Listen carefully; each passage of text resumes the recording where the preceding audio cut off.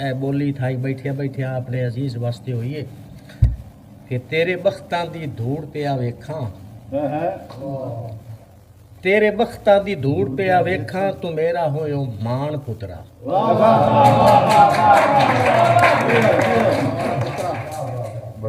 तेरे बख्तां दी धूड़ पे आ वेखां तू मेरा होयो मान पुत्रा। और वो खालिद ते मेरा कोई मजाज इस हिसाब नाल भी रलदा है। सारे दोस्तों खराजे सचीन पेश किया है। ऐसा अपने रंग नाल करना है।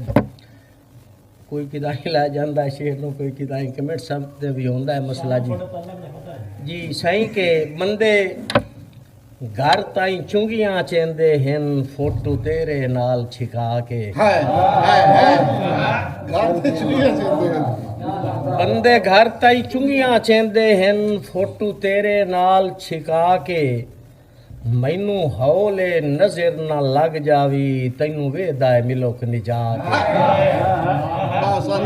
मैनू हौले नजर ना लग जावी मैनू बहुत शुक्रिया। मैनू हौले नजर ना लग जावी तैनू वेदा है मिलोक निजा के। ते तू मर्जियां नाल बुलेंदा है मेरा बरुम लतीफ वंजा के। मैं सदके देंदा थकदा ही नहीं तेरे सिर तू यार भवा के। मैं सदके देंदा ही थकदा नहीं तेरे सिर तू यार भवा के। और इस रंगली रुत दा मान न कर जेड़ी रंदी है चार दिहाड़े। इस रंगली रुत दा मान न कर जेड़ी रांदी है चार दिहाड़े। मेरी मत आजिज़ बन के तू सरदार गुजार दिहाड़े। मेरी मत आजिज़ बन के तू सरदार गुजार दिहाड़े। ते तैनू केड़ा इल्म जुमूजां दे बन वैंदन बार दिहाड़े।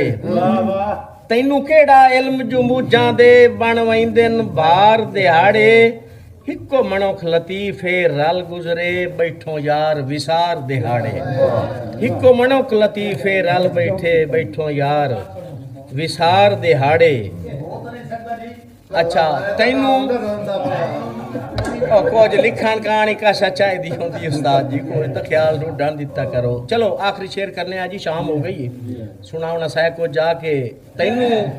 तैनू खांदे न मेहने कंगले दे मुख ए भी तेरा डर वजना है। तैनू खांदे न मेहने कंगले दे मुख ए भी तेरा डर वजना है। जग छड़न दा मूजिब मुंह जोसी वेला बन तकदीर दा आर वजना है। जग छड़न दा मूजिब मुंह जोसी वेला बन तकदीर दा आर वजना है। ते फोटा आखिर पवना है। फोटा आखिर पवना है फोटे दा रखी याद मैं पाड़ा कर वंजना है। फोटा पवना है आखिर फोटे दा रखी याद मैं पाड़ा कर वंजना है।